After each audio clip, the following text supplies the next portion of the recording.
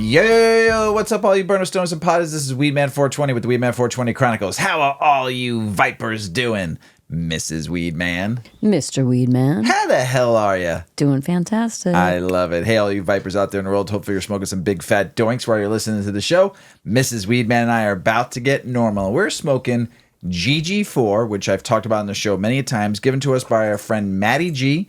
Thanks, Matty. Appreciate you, brother, and hopefully you're getting well soon. Matty's out there just having a little bit of neck problems, so just want to tell you we love you, Matty. Thanks for the awesome strain of GG4. You know it's one of our faves, and we're gonna light that up right now and smoke this big fat doink. And we're smoking it out of a Split Society wrap. You've heard us mention them before. We love Briggs and his team and his family over there, always hooking us up with some great wraps. That palm leaf is one of my faves. So, Mrs. Weedman, Mr. Weedman. That looks good. It does. It tastes good too, I think. I'm looking forward to trying it. Maddie, thank you. We and I hope you're appreciate you. healing up and getting well. Yes, thanks, Maddie. And looking forward to seeing you at the next brunch of stoners. So Excellent. we got a fun fan mail. Buzzsprout, who is our platform that we launch our episode every week on. Thank you. Our episode every week on. It's when you do a podcast, you can just launch it on YouTube and do your YouTube podcast. But we also have a platform we launch it to. There's many different podcast platforms. We launch it onto this one platform called Buzzsprout, which then launches it to all of podcast platforms and YouTube podcasts and stuff like that. So, and now you can write a letter, fan mail, I guess it's called. And I got a really nice letter written to us. Yeah, fan mail. I guess it's weird to say that, you know, but I got a really nice letter and I want to read it because it made me a little teary eyed. It was just nice to hear. So, and I sent it to Mrs. Weedman and Shoddy, our producer, to read it. But it says, okay. Episode 226 was pretty profound for me. I was listening to it on my way to meet my little brother to pick out a casket for our mother who died suddenly as well. She had sent me an awesome text on my birthday, October 12th. Happy birthday. I did respond, but put off calling her. Our relationship was not good. Tuesday, my little brother called me. He had just found her in her house, passed away. So the episode 226 really hit for me. Thank you both. On a much lighter note, there is a chef I'm working with, catering with. We both smoke. There's usually a cloud floating in the kitchen. Big laugh, they put on the fan mail. We also occasionally teach cooking classes. I bought up one of your episodes for her while we were cooking. She loves it. I bought up Brunch of Stoners. She's looking into it. She's thinking of doing a version of at her house since we are not in a legal state.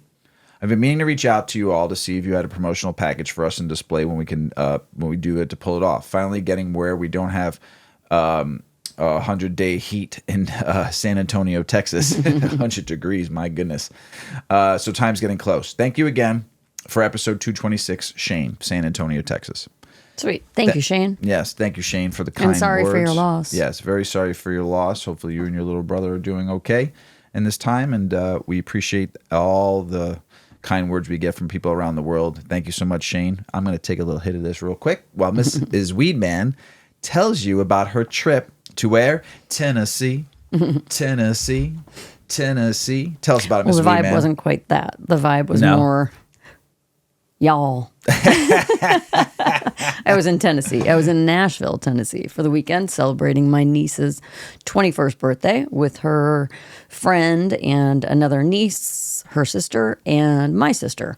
So there were 5 of us, and we did some exploring. We had a lot of fun. We really jammed the weekend in. And in the midst of it all, I was able to kind of navigate through and figure out the scene down there. What is the cannabis scene like down there? My niece and both of my nieces and my niece's friend are all consumers, big time. They love their weed. And then my sister really enjoys weed, but it doesn't sit well with her. She can have edibles. Low dose edibles are okay, but every time she smokes, she gets completely nauseous, and she doesn't go overboard. So she did smoke with us one evening, and then ended up in bed for 3 hours. But anyway, long story short is that the scene is pretty interesting. I brought a lot of weed with. Mr. Weedman hooked it up. I had probably I don't know, a quarter ounce with me. I had probably 10 pre-rolls. I had a backwoods from Ladybuds. We actually smoked that on my niece's 21st birthday, and it was freaking amazing. I had, and that backwoods had keef, hash, and flower in a tobacco leaf. And it smoked so smooth. It was so good. We just had so much. My nieces had some weed from Earl. Thanks, Earl. we had an abundance, trust me. And then we had edibles flying at the house for sleeping, and there was a lot. And so I didn't tell anybody how much I had brought because we were driving and we were going through 2 illegal states. We were actually going through 2 and staying in 1. We were going through Indiana, Kentucky, and Tennessee. Not great, right? So everything was in odor-proof bags and tucked away nicely in my suitcase. And I didn't tell anybody how much I had in case we got pulled over and searched.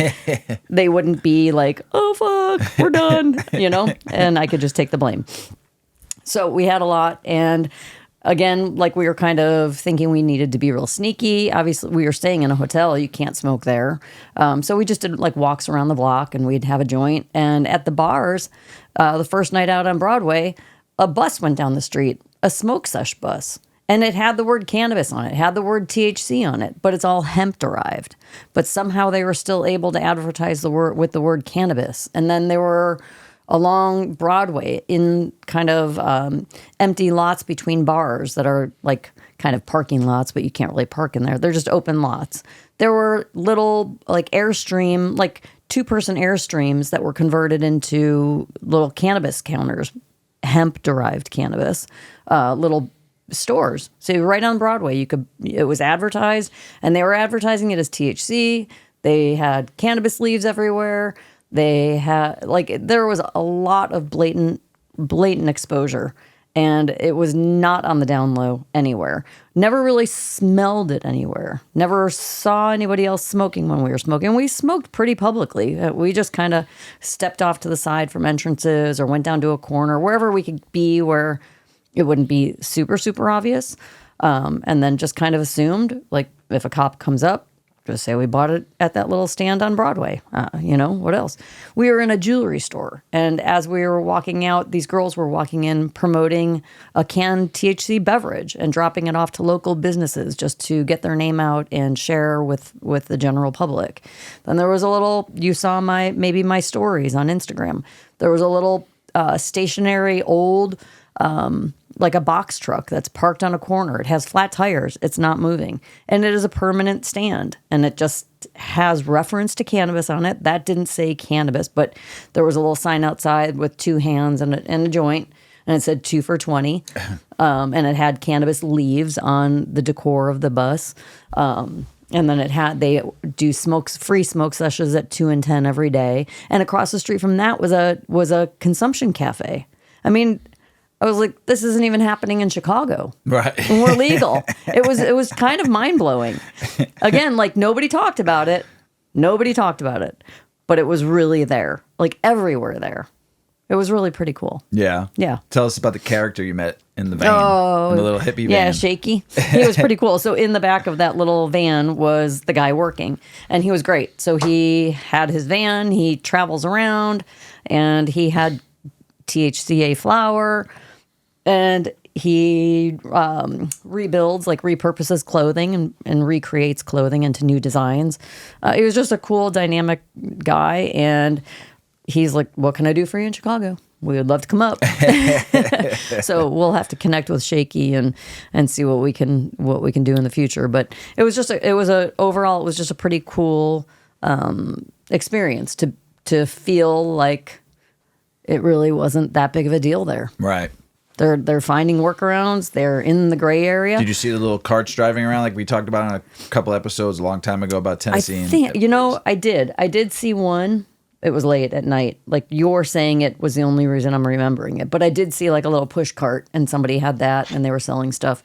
And then the little stationary trailers, like little campers. So you could find it if you wanted it. Tennessee. Yeah. And Tennessee. And that cannabis consumption cafe was it. It was not. What was it called? Buds and Beer or something? Buds and Beer. It was and it was looked like your neighborhood cute bar. It was Dive on bar- like a divey? No, it looked like a nice neighborhood. Like you would go there for lunch or a light dinner okay. and have some drinks or have some cannabis. And they have a huge back patio. And then they had a food truck, even an infused food truck. And that Wow. even said, I forgot about that. Yeah, outside of their beer garden, they had a camper, a food truck. Right. It has to be pulled by a vehicle. It wasn't drivable. But they must take that to events, and that's a cannabis, THC, everything on it, and it was all infused foods. That's great. It was pretty. So Yeah. did you feel afraid at all to get in trouble? And I know you. When you know something's not legal, you don't take risk when it comes. Well, I to... don't want to be confronted. Right. I didn't want to be confronted. I didn't want to see my nieces get in trouble. Right. And they have the power to arrest you there. Right. And you will do time if they feel like pressing charges. So that hangs over your head because there is a really serious consequence if you do get caught. Right. But I felt comfortable because of all of the public ways of getting cannabis there. I would just play it off. And, they could turn around and say, let me see the packaging. Maybe there's some sort of written rule on how these things have to be wrapped. And, they might have a way of identifying the product from that area and knowing what's being sold. But it was kind of like, fuck it. If they're doing all this shit all over the public streets and driving buses around and they do all this stuff. public smoking at 2 and 10 at the one trailer, right? You were saying? Yeah, I got less and less concerned with it while I was there. That's good. Yeah. I know you. So But then driving back home again, it was like, all right, stash it, put it all the way you down. had it in the 8 decades jars, no smell jars. I had so. like 50 empty doob tubes in my purse. There wasn't much left. So that's great. I'm glad you had a good trip. I'm We had glad fun. you drove through a couple of states that cannabis isn't legal in. But We survived. You survived it. Got a You had story some to fun, tell. A story to tell. My niece has a story to tell. It's all about the story. It was fun. Oh, hey, everybody. Don't forget to check out 8decades.com, Mrs. Weedman's baby. Go to 8decades.com for all your cannabis accessory needs. Clothing, the best, baddest, dopest smoke tray set you will find on the planet. 16-gauge steel tray, curved edges, ashtray, 3-piece ashtray, and then you got your tool set that Mrs. Weedman created for Mr. Weedman to scoop that weed in your bowls, your bongs, anything you got. Check out our tray set, our clothing line. We got grinders, we got bowls. Check out 8decades.com for all your cannabis needs and Mrs. Weedman's baby.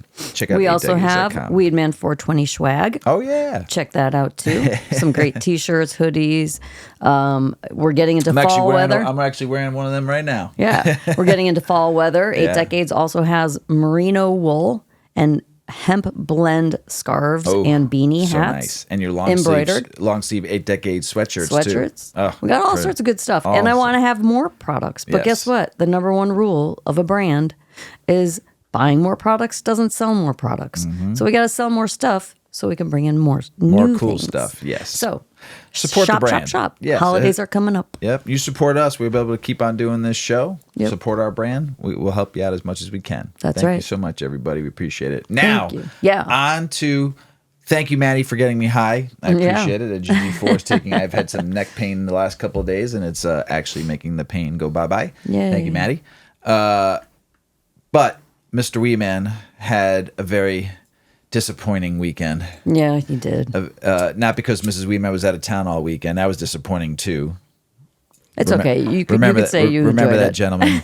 You earn points sometimes when you say very nice things I first. missed you. I didn't say I missed you. Well, kind of. In some ways, I just was lonely. But Yuki made up for it because she would snuggle in bed with me all night. So at least I wasn't totally alone. But besides Mrs. Weeman being out of town and me being lonely, Mr. Weeman lost, once again, his social media accounts. Now, this is the second time. The first time I was hacked. And that Weedman 420 Chronicles, the original one, was started in 2018 by my son Paulie and myself and his two friends and Shawty, our producer. And that account had a lot of content on there that was amazing. We put a lot of effort into that account from 2018 to 2023, right? Or 2022. And we had a lot of good stuff on there that we had to keep on taking off because Instagram was shadow banning me and was going to ban my account. We actually lost it for one day and they gave it back to me.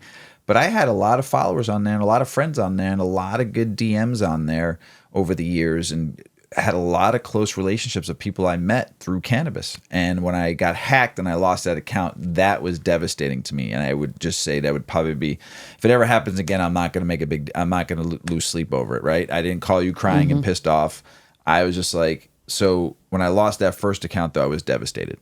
That one took the cake because there were so many cool people I met over the years and just messages. And the original Viper channel had fucking almost 100 people on it and stuff. And yeah, when that account, that I was pretty upset. I felt like I fucking was like I lost my best friend, you know, because I lost so many friends on there. Yeah, and I never got really that account. Can never get it back. So we started a new account. It was called Weedman 420 Chronicles 2.0. And I started that in the winter after I got hacked a couple weeks later. And this time I grew it slowly. I didn't really try to promote, like, to try to get more followers. I just wanted this one to be more organically grown. And I just wanted to meet people or meet people through people and get to know everybody instead of having a bazillion followers who I never even knew their name or knew where they were from. So this one I kind of grew slowly and differently for 2 years, and I hit over 1,000 followers. But the messages and the Viper channel on that one was something special because it was like close relationships because of the podcast, because of all the events we've done, people I got to smoke joints with and hear fun stories. And it was. What I noticed something was weird, besides being shadow banned and having to delete all my content because it had weed in it, not smoking, but just something that said the word weed in it. And I noticed I was out and we were trying to follow each other and this person kept on clicking follow and it would click and then it would go right back to blue follow. And he's like, "Do you see this?" I said, "Yeah." He goes, I said, "Don't worry about it, man. I got you. You know, hopefully in a couple days or so." I said, "I've been shadow banned so many times. Who knows? Maybe they're just messing with my account." I get home and Friday comes out. I post my normal, because I post every day, an article and then my Sunday smoke sesh, which I don't even smoke. It's just now called Sunday sesh. My positive message for the end of the week and then going into the next week. And on Friday, I don't remember what time it was. It was Friday or Saturday. I think it was Friday. And all of a sudden I go and I can't get on my account. But here's the clicker. I just thought I lost my Weedman 420 Chronicles 2.0. I still have the Grow Hour, right? And then I had my personal one. And then I also have my Facebook that I've had since like 2007, right? They took them all down. Every single one of them. Everything that was associated with your name. Everything. My Facebook account's gone. My personal Instagram that I've had since Instagram came out.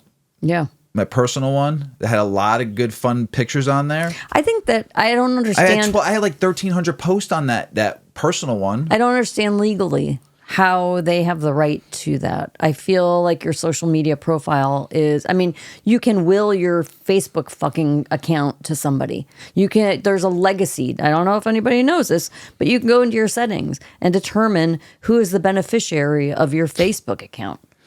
Not joking, by name. You name this person, and then you get a sheet of paper. We both did it. So that if something happened to one of us, the other one can get in there, because your life, like, there's a lot of historically of your life, you know, a lot of documented events in your life are there. A lot of people use social media. You were using Facebook in 2006. Yeah.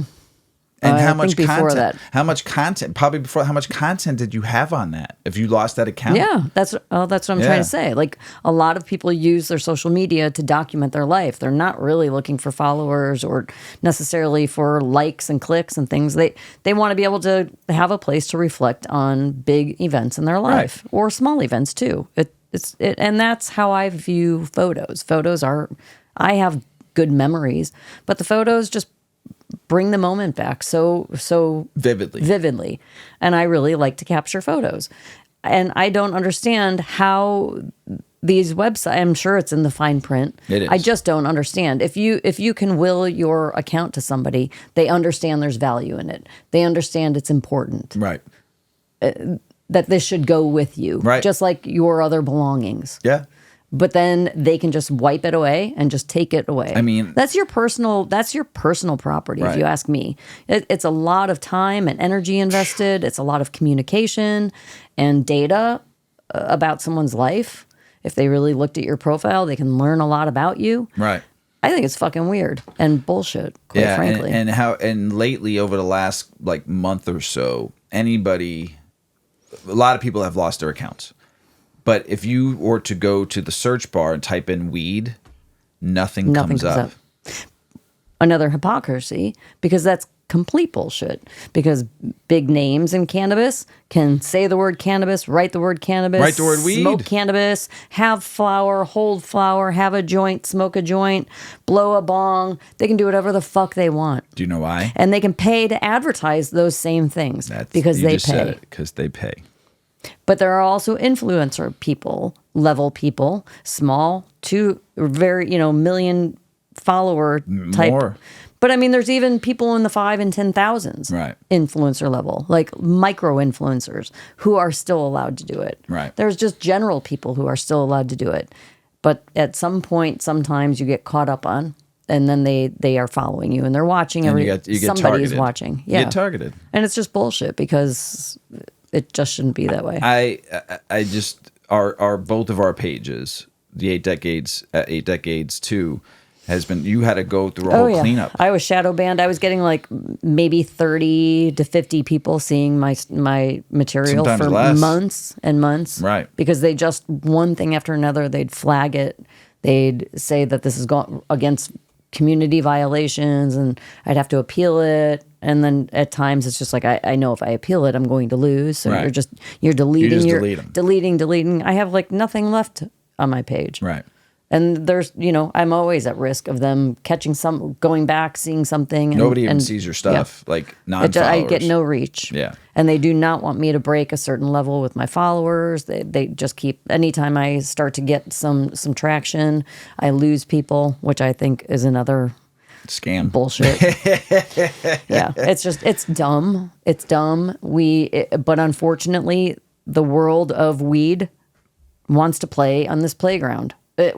That's where everybody is. Mm-hmm. Everybody across the world is using Instagram to share the word about cannabis. You can't even go on TikTok. You post now, but here's the thing. But I've lost an account on TikTok and started another one. Now I'm seeing people posting stuff on TikTok about weed. Right. And it's like I've lost an account, and every time I try to post something about just even the podcast stuff, I get flagged. Yeah, you're gonna lose your account.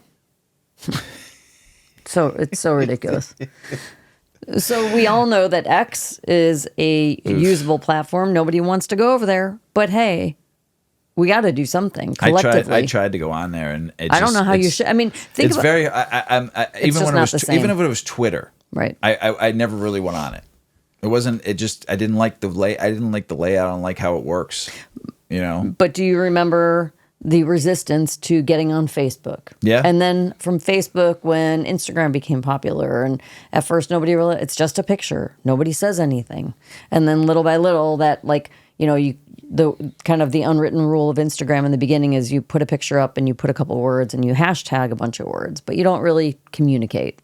You're not looking for comments. You're not looking for, all that stuff. And now it's turned into, I think, the biggest advertising tool. Everybody's in advertising the United States. Everybody is advertising. It's all just a big fucking commercial. Yeah. But it's like if you're in a business and you need to sell things, everybody needs it. Right. You need it. That's where your people are. But remember, the kind of resistance of going from Facebook to Instagram was weird. It was weird. Twitter has so many. But it's evolved. They've been around. I know they've been around for a long time too. It's just different. It's a different. It's a different space. You can post a lot of stuff on there. But it's cannabis friendly. Yes, very cannabis friendly. It's very everything friendly, I think, now. And like I said, I used it for a minute, but it's just also that thing too is it's very hard to use, like, to do 6 different social media things. It's yes. like, so it's like I stuck with. You can only manage so much. I stuck where my biggest followings were at, which was Instagram, and then I would go on, I'd go on TikTok a little bit here and there just because I like learning. It's a great learning tool for stuff. So, but just to do that to somebody's life and the work they put in their content to just be wiped out is just, it's a pain in the fucking ass. Yeah. Because here's the point. Do I start over? I haven't even decided. I appealed it, and I actually wrote them an email, and who knows if they'll even read the email, but I wrote them an email too. And I don't know whether I want to start another one or not. I'm in that dilemma right now, but I do miss all the people I've met, the communication and the talks and the fun laughs that some people, like some of the stories that the friends that you have on their posts make you laugh your ass off, you know?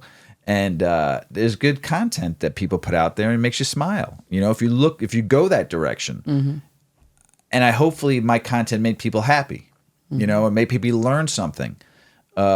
You know, when I used to do that full every day was something different, and then I started getting banned on that. You know, I had my Token Tuesday. What are you token? I had Show Your Grow Fridays.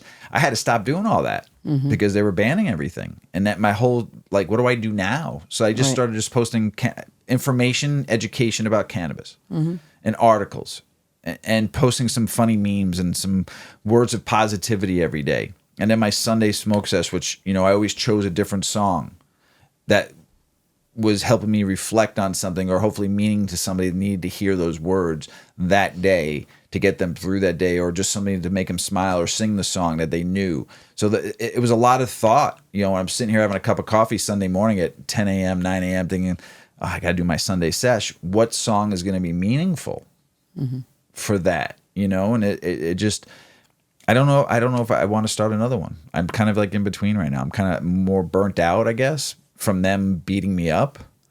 Or do I just say fuck the man and fuck Zuck and just go ahead and start another one, but just do it totally different, you know? Yeah, follow their rules, right? Their garbage rules. Right. But I wonder when cannabis goes legal federally, what they're going to do. Now we're going to be accepted into your open arms. You know, oh, cannabis is now federally legal. Oh, I love you all. Fuck Zuck. Yeah, but the bigger problem is that they're not fair and balanced with how they are screening. If they can is any businesses? But I mean, if they're opening the door, corporation? if it's following community guidelines because they pay, it's still federally illegal. Right. So they're accepting money from a company selling a product that's federally illegal. Right. And they'll let those people advertise, but they won't let the person who's not willing to pay advertise the same product. Yep. Same product. I know. It's terrible, isn't it? But we're all a bunch of suckers, right? The fool being fooled by the fools, right? Sheep. It's just, I don't know. All right, let's get off Instagram. I'm done. If I decide to do another one, everybody, I'll let you know in an episode or two. And, you know, I just, you know, Mrs. Weedman last night in bed, she's like, oh, do you want to look at Instagram with me? I know you're probably draining. I'm like, actually, you know, there's only a few things I missed, but I'm actually kind of glad. I take a little break, mental, from that shit, you know, and TikTok is fine, but it gets bored. So I just read more. I went back to reading a lot more, reading more articles at nights in the bed instead of looking at fucking social media. I'm just learning more about weed. Right. You know, so I spend my 30 minutes before bed just reading. Back to like reading. I think life would be a lot more constructive without social media. It's what is it? Like an oxymoron in life. It's like you don't want it, but you need it. Right. There it is. What's the definition of insanity? Doing the same thing over and over again without expecting a different result. So, I don't know. I'll figure it out. Stay tuned, everybody. You ready to get the show started? Let's do it. Matty, man, you got me baked. Yeah, I'm pretty baked. Thanks, brother. GG4. Let's get the show started. Science says CBD oil may help heal wounds. Yeah. Now, it keeps mosquitoes away. A larvae kills the larvae that cause yellow fever. We read about that, and it's all over. It was over the internet for a couple of weeks too. People were posting about it. We talk a lot about CBD oil and the health benefits it has. We talked about it with sunburn too, didn't we? With skin when you have sunburn too. So this is good stuff. So may it help heal wounds. It happens to everyone. A fall, a surgery, something which breaks the skin and becomes an open wound. It can hurt, itch, or just look really bad. Not healing properly also causes problems. Scar tissue doesn't allow hair to grow, tends to get sunburned, and can be sensitive to the touch. Researchers managed to find a path to help the wounds, but more needs to be done. Within all things developed to help, science says CBD oil may help heal wounds. And this can be good news to the 100+ million who get a nasty wound each year. Some new research shows cannabinoids appear to improve skin, wound healing through the variety of mechanisms. This is supported through a variety of in vitro and animal studies. Animal studies suggest applications of cannabinoids may improve the healing of post-surgical and chronic wounds. It is a natural CBD is seen a solution to the wounds. It has multiple ways to help the body. It is a potent anti-inflammatory properties which can help reduce inflammation associated with wounds. By decreasing inflammatory marks, the cytokine production. CBD may help control swelling and promote faster healing, also increase blood flow to the injured area, bring more oxygen and nutrients to promote healing. It can also help with pain, since the analgesic effects can help reduce pain associated with wounds. Pain relief may allow for better wound care and less discomfort during the healing process. Data shows CBD exhibits antibacterial and antiseptic effects, which can help keep wounds clean and prevent infection. This is crucial for proper wound healing, especially for open wounds and preventing scarring. The antioxidant properties of CBD can help reduce oxidative stress in wounds, which may contribute to faster healing. The study showed 72% of CBD treated patients experienced complete wound healing compared to 30% in the controlled group. Researchers managed to find a path to help with the wounds, but more needs to be done. I wonder if CBD oil helps with broken toes, because you seem to have a problem with all your broken toes. You break one a month. Every time you see Mrs. Weedman limping around in a video, she busted her toe open. Yeah, that's a thing. Busted toes. Looking all crooked like my fucking No, I have pinky one finger. toe that I jammed so it doesn't bend. And my second toe is slightly longer than my big toe, so that's the one that's jammed. So it's like that. Put some And CBD it's oil stuck on it. straight. So I hit it all the time on things and fall to the floor and hold my toe and practically cry and feel nauseous. At least a couple, once or twice a month. And nothing's ever wrong with it. Except for it doesn't bend. Oh, shit. Solving the cannabis puzzle. Oh, I need some glasses. Unlock, Mrs. Weedman, Yeah. the perfect pot experience. Cannabis has the power to provide profound benefits. Yet for many consumers, the experience remains a puzzle. Despite its growing acceptance, cannabis use can often feel like a guessing game, with unpredictable outcomes and inconsistent results. This inconsistency can lead to frustration, causing some to question the value of cannabis in their lives. Solving the cannabis puzzle requires a purposeful approach. It's about understanding why you're consuming and aligning your product choices, doses, and habits with your personal goals. Unfortunately, the lingering stigma surrounding cannabis has clouded this understanding for years. Many still view cannabis use as a passive, aimless activity. This is a relic of outdated stereotypes. However, purposeful cannabis consumption allows users to optimize their experiences and fully harness the plant's potential. I discovered this firsthand. My journey with cannabis didn't begin until later in life. At first, it was a mix of trial and error. While cannabis intrigued me, I often found the results unpredictable and frustrating. It wasn't until I embraced a more intentional approach by focusing on what I wanted to achieve with each use and fine-tuning variables like dosage and product choice that cannabis became a transformative tool for improving my life. I learned how to make cannabis work for me, and this purposeful approach is now central to how I view and advocate for its use. That said, if you've found a different approach that works for you and enhances your life, I'm not suggesting this is the only one. There are many paths to a better experience. Purposeful cannabis consumption goes beyond using cannabis with intention. It's a structured approach to achieving specific outcomes. Unlike habitual use, which is often routine and automatic, or intentional use, which involves some degree of mindfulness, purposeful consumption is goal-driven. It's about experimenting, reflecting, and optimizing your cannabis use to meet your objectives. Purposeful consumption encourages you to track what works and adjust until you achieve the best possible experience. At the core of purposeful consumption are goals. Over time, through data collected from hundreds of thousands of cannabis experiences, jointly identified 12 distinct goals that people seek when they consume cannabis: to relax and refresh, relieve stress, improve sleep, energize and uplift, ease pain, enjoy social experiences, focus, create, stimulate appetite, enhance intimacy, and recover from exercise. On average, people have 2.4 goals, and identifying your goals is the first step in turning cannabis into a tool that can positively impact your life. With clear goals in mind, consumers can make better product choices and fine-tune their consumption methods for more reliable results. However, purposeful consumption goes deeper than simply setting a goal and selecting a product. It's about crafting the conditions that lead to what I call being pie high, a perfect 10 out of 10 cannabis experience.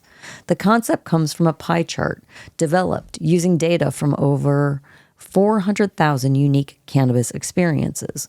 The chart shows that your cannabis experience is made up of many factors: the product itself, the dose, the setting, and even lifestyle factors like hydration, sleep, and exercise. Just as every slice of a pie adds up to a whole, these elements must be carefully balanced to achieve that elusive pie high, where everything comes together for the perfect experience. At the heart of solving the cannabis puzzle is data. With so many variables influencing each experience, from product choice and dosage to setting and timing, it's nearly impossible to predict outcomes without a systematic approach.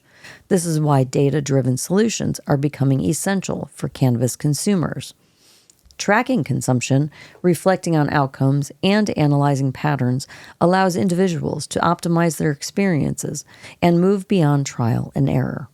There are several platforms and tools that help consumers log their experiences, including product type, dosage, specific goals.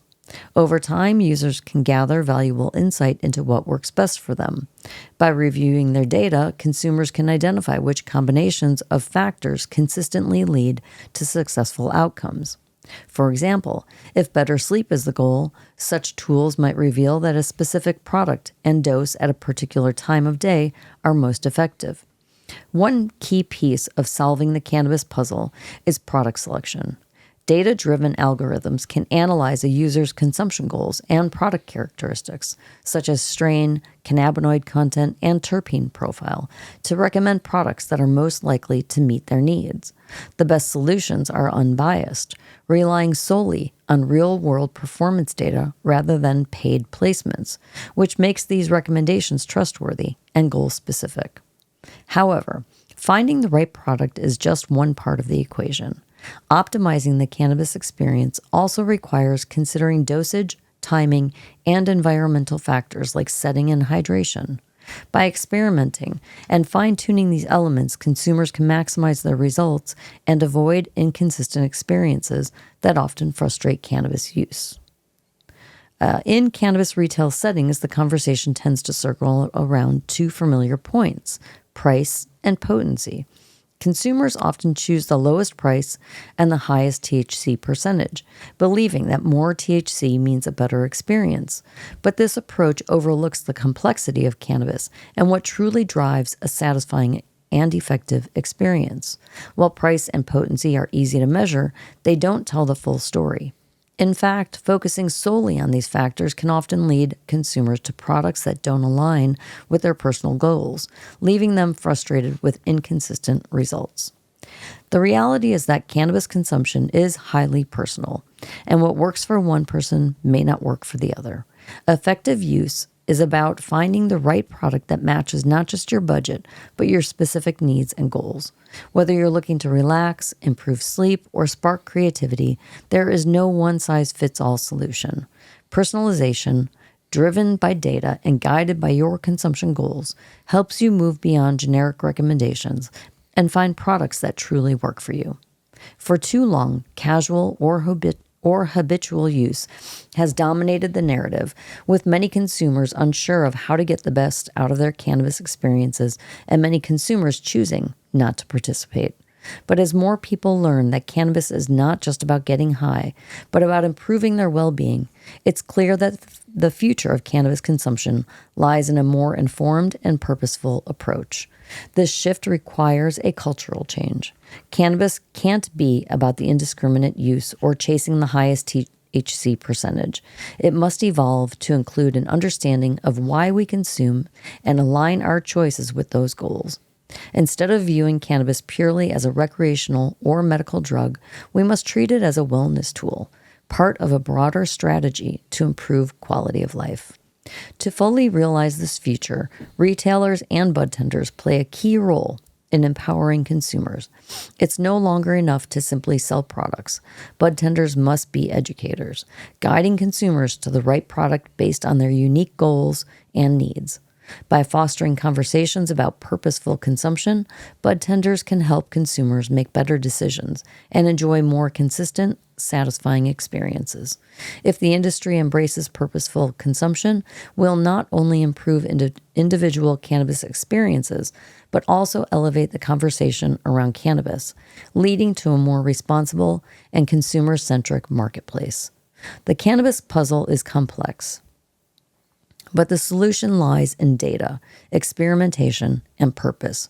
By understanding why we consume, using data to guide our choices, and fine-tuning the variables that impact our experiences, we can transform cannabis from a guessing game into a reliable tool for well-being.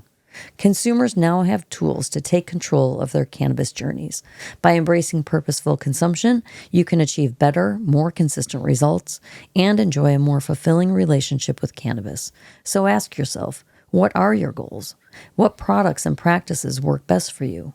With the right mindset and tools, you have the power to solve the cannabis puzzle and make it work for you. That was a great article. Long. Yeah. Take a drink. You get a little scratchy. You get a little raspy, but it's kind of sexy when you do the raspy voice, like a singer, you know? I don't know about that. Marijuana does not jeopardize mental health, studies show, contrary to opponents' alarmist claims. Opponents of marijuana legalization often allege that jurisdictions that have legalized adult use marijuana sales experience rises in incidence of cannabis-induced psychosis and other adverse mental health consequences, but nearly a decade worth of scientific data from Canada and the United States refutes this contention. For instance, a study published last year in an imprint of the Journal of American Medical Association evaluated the relationship between U.S. legalization laws and psychosis rates in more than 63 million privately insured individuals. Research described it as the largest study to quantify the association of medical recreational cannabis policies with rates of psychosis-related health care claims across the United States. Investigators concluded state medical and recreational cannabis policies were not associated with the statistically significant increases in rates of psychosis-related health outcomes. They're not alone in this determination. A just published consensus study compiled by the National Academies of Sciences, Engineering, and Medicine concluded there is insufficient evidence of an association between cannabis policy and changes in mental and behavioral health. A new data from Canada published this month in the Journal of Social Psychiatry and Psychiatric Epidemiology. I almost said Psycharity again. I'm just kidding. A friend of mine texted me, said, dude, Psycharity, come on now.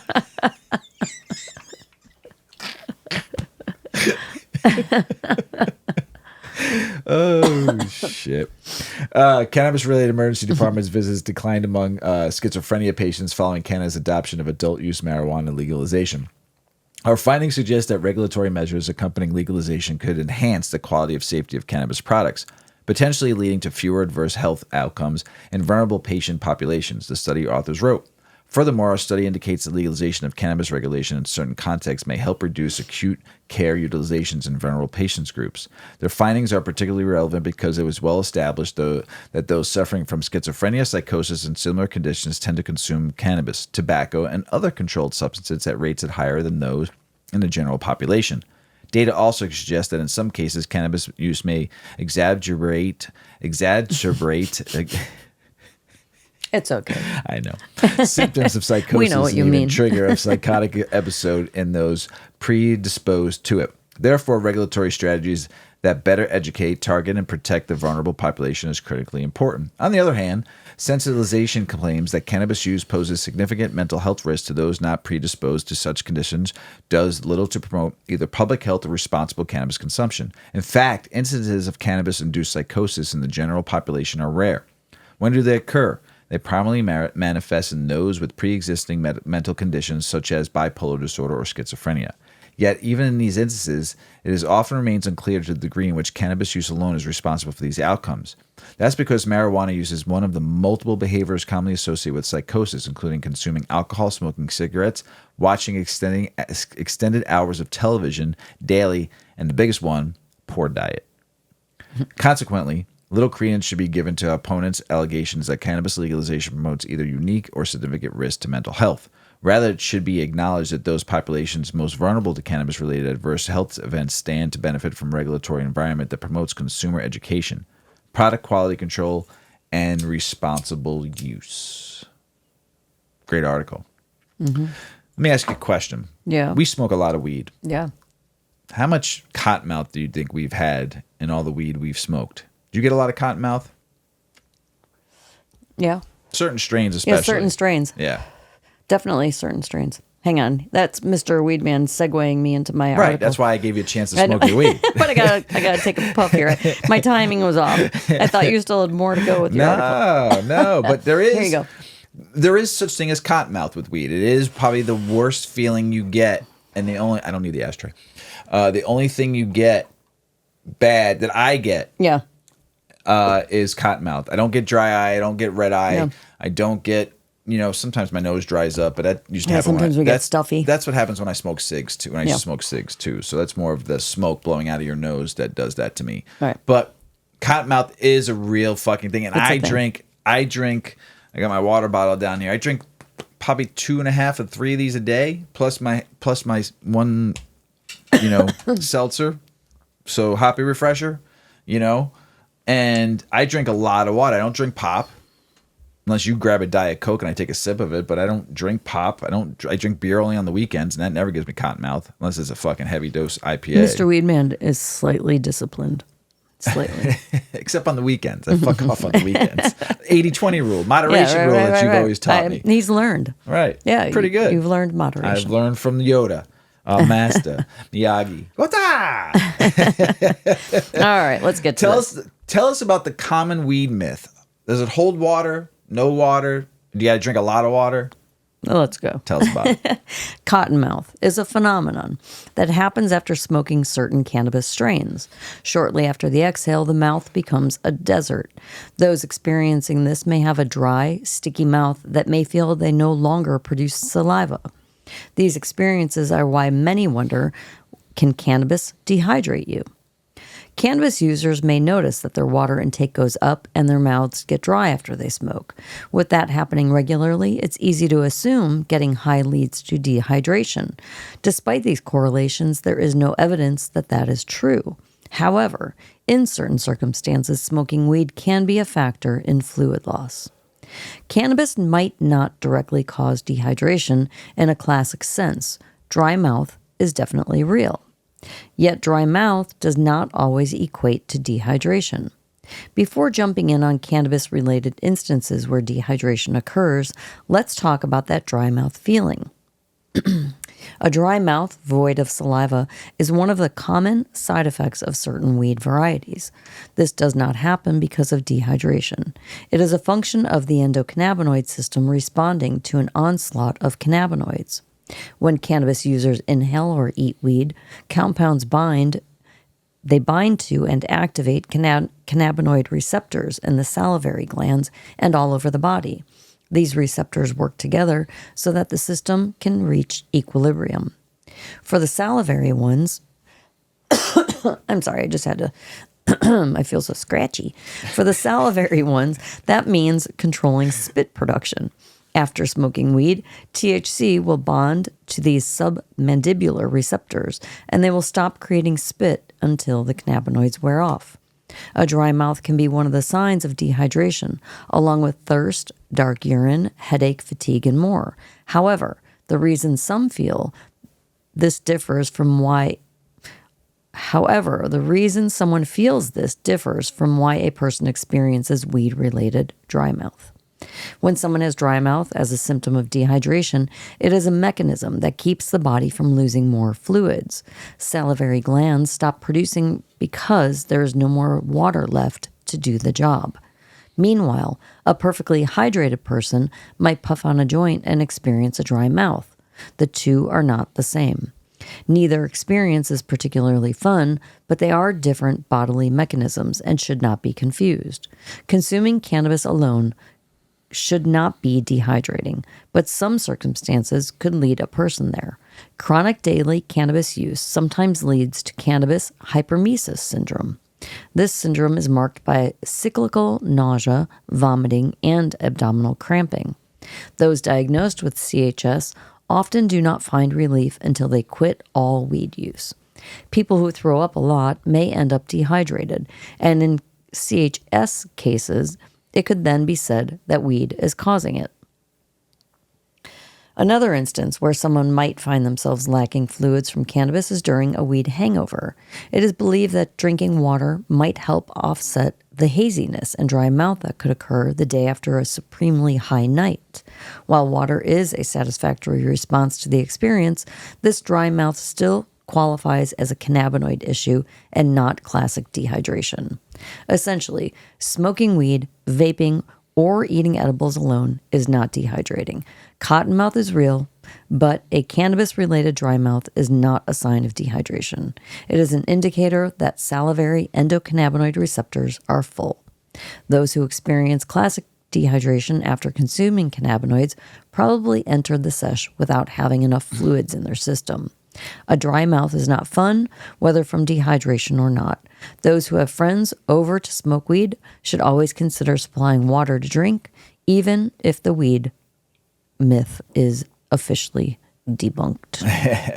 I do say this drink I drink a lot, Hoppy Refresher. Tell you what, that takes the cottonmouth right away. Oh my God, yeah. Well, we've smoked strains, and then you wake up, I'm sure everyone listening has had a moment like this. You wake up in the middle of the night and your mouth is like, there is not even a droplet of water. Yes. It's like someone took a hairdryer and dried your mouth out. Oh yeah, and you're like, it's happened. Yeah, it's yeah, like you got like suffocates you. 100 fucking pieces of paper my in your mouth, and you're just like, holy cow.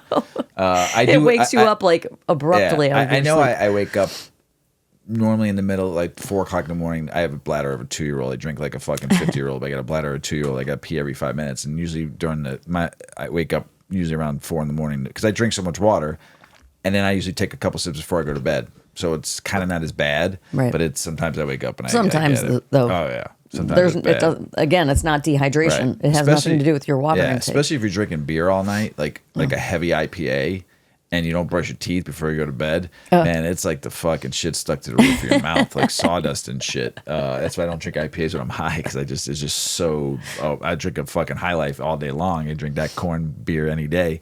But this Hoppy Refresher though keeps my palate pretty much.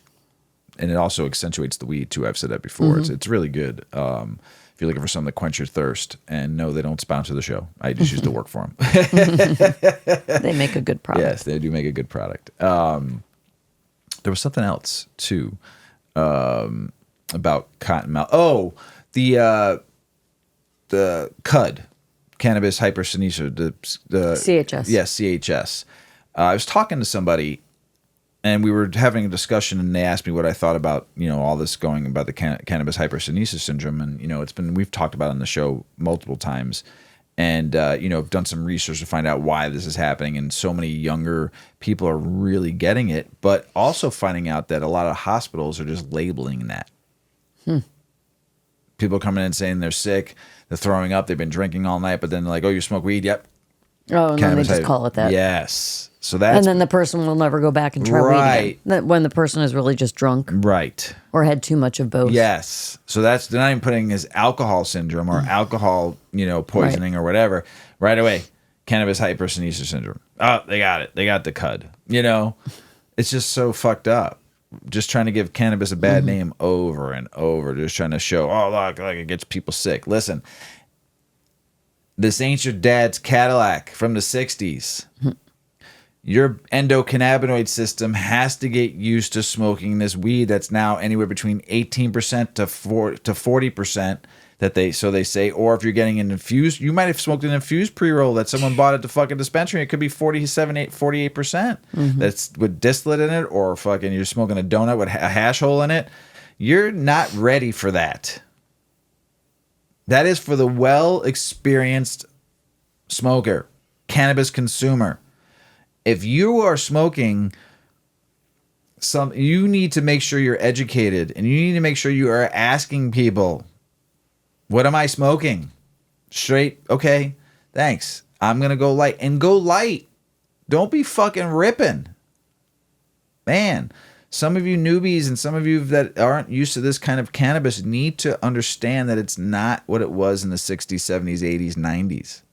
This is not for your newbie person anymore.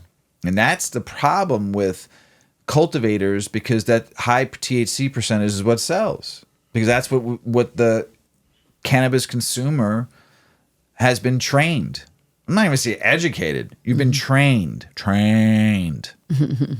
to do, And I really feel that we are not educating enough people at the store level and making sure that they understand what they're smoking. Especially if they're not an everyday consumer. You shouldn't be smoking no 35%. Right, Yuki? She's moaning over there. She gets it. So you have to understand why people are getting this is because it's not what you think it is. You need to ask questions. Right? Right. All right, let's move on. Cannabis treatment reduces chronic nerve pain with minimal to no side effects. New scientific review finds. A newly published review of research on marijuana chronic pain concludes that treatment with cannabinoids offers significant relief from chronic pain with minimal to no side effects, potentially providing patients a life-changing alternative to conventional pharmaceuticals. The positive effects of cannabinoids in pain management are clear, and the merit in treatment thereof is evident, says the research published last month in the Journal of Sirius. It adds that the fact that cannabinoids are natural garners to support over traditional synthetic and semi-synthetic drugs. Authors considered thousands of research papers for the review. Compared to placebo, cannabinoids provide significant relief from chronic pain, 33% versus 15% as measured by visual analog scale, the paper says. The transdermal application of CBD led to more pronounced reduction in sharp pain. You use a CBD bomb, don't you, or THC CBD bomb? Yeah, but we've read that they don't get into They don't get in your deep skin, joint pain. But they're saying that this does, though, right? What is that called again? Transdermal patch. Right. Yes. So that goes into the skin, right? I think. Yes. Authors from Sir Sigwugusar Ramgoolam Medical College. I totally butchered the fuck out of that, but that's the way it's spelled. Imagine you did. Siwusagar Ramgoolam This is a school. Medical College. Okay. In Mauritius. Noted that while there's still... I'm going to get fucking yelled at by somebody I fucked up, so sorry. I can't wait to see that. What that says. Wait till you see it. Noted that while there's still insufficient evidence available on their long-term adverse effects and drug interactions due to the ambiguous legal status of heightened social taboos globally, the results indicate that cannabinoids nevertheless offer a per diem changing alternative to pharmaceuticals. The potential benefit of cannabinoids is that they are naturally derived that have already been shown to have a potential to effectively decrease chronic pain and minimal side effects as compared to standard drugs being used, the review concludes. The research looks specifically at a neuropathic pain caused by the damage of dysfunction of the nervous system, often associated with conditions such as diabetes, HIV/AIDS, shingles, multiple sclerosis, and even side effects from certain pharmaceutical drugs or radiation therapy. Treatment of such pain is a complex endeavor The paper notes, which often requires specialist care and intensive drug therapy. As more states have legalized medical marijuana, pain has been a top qualifying condition in most jurisdictions.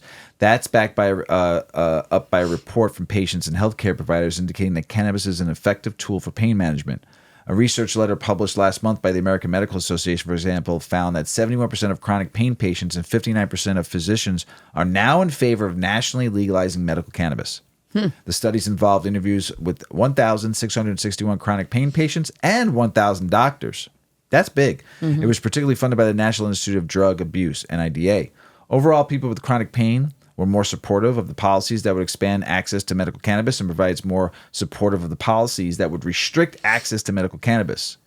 And led the author of the study at Rutgers Institute of Health and Healthcare Policy and Aging Research. Meanwhile, the National Cancer Institute also recently published a wide range of series of scientific reports on marijuana and cancer as part of the effort as better understand core questions around patients, relationships with cannabis, including sourcing, cost, behavioral patterns, patient-provider communications, and reasons for the use. Patients who use CBD vaginal suppositories in a separate trial, meanwhile, also reported significantly reduced menstrual pain and related symptoms.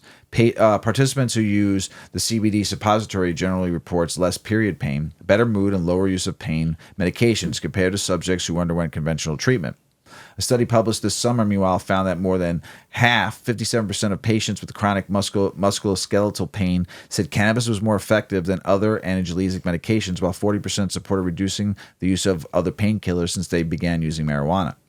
Yet another study last year published by the American Medical Association found that the use of medical marijuana was associated with significant improvements in quality of life in people with chronic conditions like pain and insomnia, and those effects were largely sustained over time. Great stuff. You use cannabis. What's the biggest reason why you use cannabis? Besides Pain. enjoyment. Besides enjoyment. Pain. Pain. All right? Yeah. There is no linear relationship of blood THC to driving. That's amazing. This is interesting. Study finds calling into question many state marijuana impaired driving laws. Go get him, Mrs. Weedman. This is a big one. A new scientific review of available evidence on the relationship between cannabis and driving finds that most research reported no significant linear correlations between blood THC and measures of driving, although there was an observed relationship between levels of the cannabinoid and reduced performance in some more complex driving situations. The report, which has not been peer-reviewed, was posted late last week in preprints of The Lancet by an 8-author team representing Canada's Centre for Addiction and Mental Health, Health Canada, and Thomas Jefferson University in Philadelphia. It identified and assessed a dozen peer-reviewed studies measuring the strength of the linear relationship between driving outcomes and blood THC, published through September 2023. The consensus is that there is no relationship. The paper concludes, This is surprising, given that blood THC is used to detect cannabis-impaired driving. Most states where cannabis is legal measure THC intoxication by whether or not someone's blood THC levels are below a certain cutoff. The study's findings suggest that relying on blood levels alone may not accurately reflect whether someone's driving is impaired. Of the 12 papers included in the present review, authors wrote, 10 found no correlation between blood THC and any measure of driving, including speed, car following, reaction time, or overall driving performance. The 2 additional papers did find a significant association with blood THC, speed, and following distance. Authors certainly aren't suggesting that there's no relationship between the two, only that the relationship appears more nuanced and complex than simply the amount of the cannabinoid in someone's blood. Authors said that there indeed may be limits above which driving is impaired, which may explain why one of the studies with high doses found significant correlations between blood driving and THC. Complexities of tasks behind the wheel also seem to matter.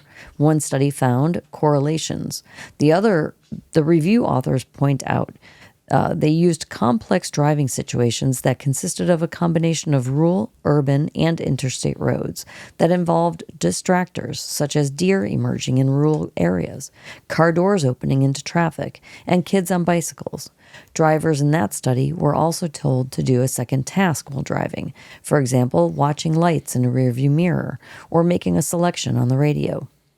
Thus, scenario and task complexity may be an important variable in revealing an association between blood THC and driving, the new paper says, encouraging future research to vary the task demands of the drive to unravel the complex relationship between blood THC to driving. Despite the new paper's findings that there's little evidence, I think this term, the linear relationship between blood THC levels and driving performance, is said like 50 times in this article. So the authors say that their conclusions have important implications for road safety, pointing to roadway situations they describe as challenging and complex, as well as increases in potency and cannabis over the past years.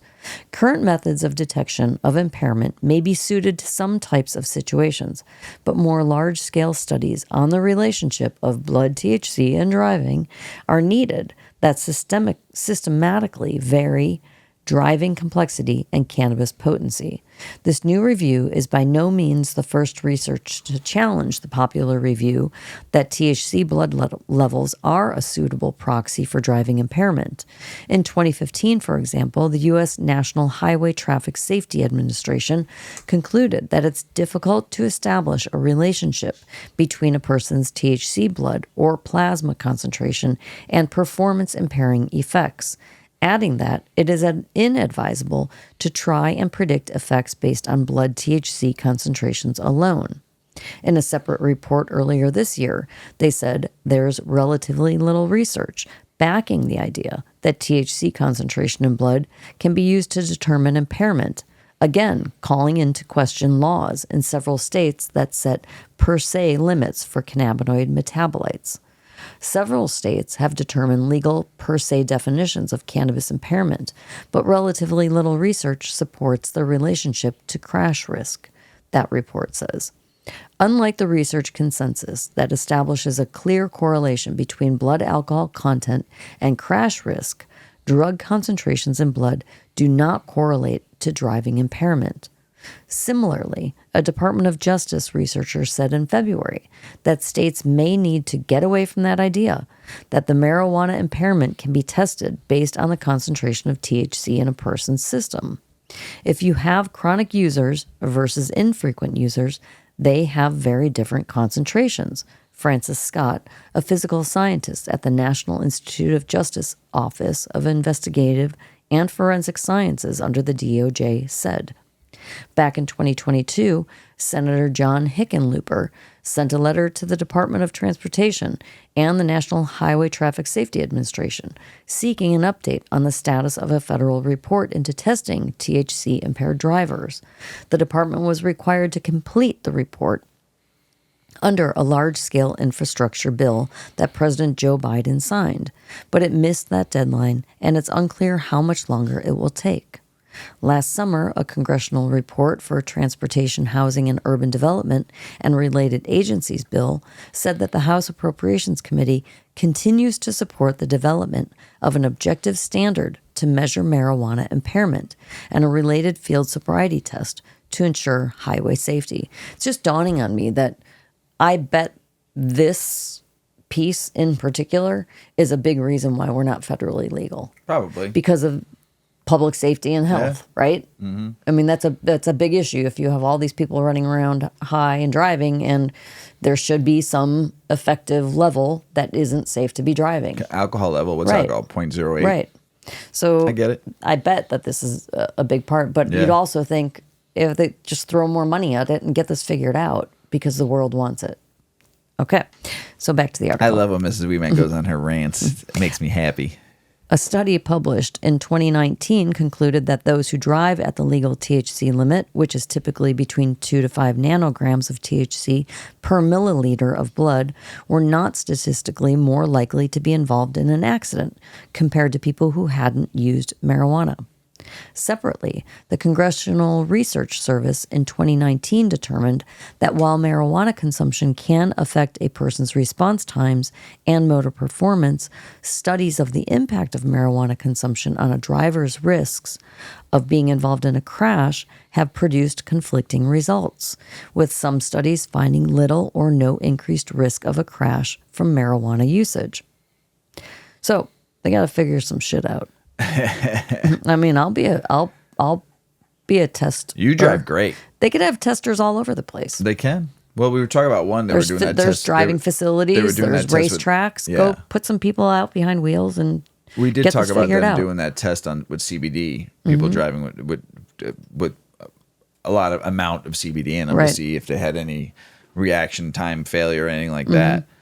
Listen, I actually drive probably a little bit more safer when I'm have consumed. Oh, we're not cannabis. promoting. No, We're not promoting. not at all. It's just me personally. Here's why I drive safer. I didn't say I drive better. I drive a little safer because I'm always nervous that I'm going to get pulled over and I don't want to go over the speed limit. So I always do 50, like maybe 2 miles per hour over the speed limit. And I'm always just like staying in one lane, not switching. Just He's a left lane, 5 No, miles I'm not. over No, the speed limit I'm driver not. who never looks in his rearview mirror and sees the 20 cars I behind. do all the Like, time. what the fuck, No, dude? I do all the time. When I see somebody Sometimes you behind do. me, I You've move gotten over. better. I've gotten You've gotten 1,000 times better. Like, I always say just drive in the middle lane. well, actually, when I've like the left lane. consumed, when I've consumed, I drive in the right lane and I just stay behind people and just make sure I just do everything right. I just concentrate that way, and I'm just like I'm driving, and I follow rules better when I'm not high and I just want to get somewhere. What are you doing? You just go. Right. You're fucking driving. You're more patient when you're a right. little Yeah, stoned. and I'm not in any rush. Right. My mind's not rushing. It's just steady waves. So I don't really like driving when I've consumed either, though. So when I know I'm going to be driving, I usually stop an hour before and don't smoke anything else. That's just the way I feel. I don't like driving under anything, alcohol or anything. Just you not only endanger your life, you're endangering other people's lives, and I would feel horrible if that happened. Right. And coming from the bar industry, when you hear deaths happening like that in a bar that someone consumed too much alcohol and they survived, but they killed somebody else, I wouldn't be able to live with myself if that happened. So you just be safe. That's right. Cannabis. Where am I? Oh, I think you got some news. I do. I got lots of news. Political, state, and business news. There's actually a lot going. I mean, because it's the election, we're coming in and we're a week away. There's a lot of cannabis news right now, and I have 3.5 pages of cannabis and news, political, state, and business. There's a lot of shit going on right now in this industry and across the world too. There's so much going on. So here's one.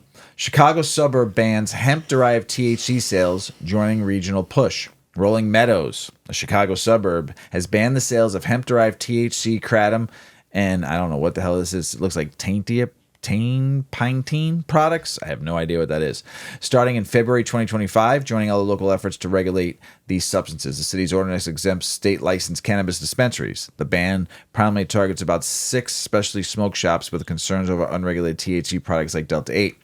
The move follows similar bans in nearby suburbs as Illinois lawmakers face pressure to create clearer regulations on hemp-derived products. It's starting all over. Get ready. Medical cannabis users buy more, recreational consumers buy more often.